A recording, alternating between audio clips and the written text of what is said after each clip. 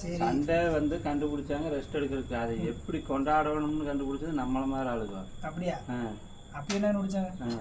ஞாயிற்றுக்கிழமைக்கு வேறு எந்திரிச்சியா தூங்கி எந்திரிச்சியா போய் பக்கத்துலேயே கசாய் கடையில் போய் நின்று வெள்ளாட்டு கறியை செம்படியாட்டு கறின்னு பார்த்து நல்ல கறியை வேறு எலும்பு கறி அந்த மாதிரிலாம் எடுத்துட்டு வெள்ளாட்டு கறி இல்லை அப்புறம் சிக்கன் இல்லை எடுத்துகிட்டு வரணும். அவி வெட்டி கொடுக்குற போது அது வெட்டுறதா நான் ஒரு 2 சூப்பரும் போடுங்கண்ணா.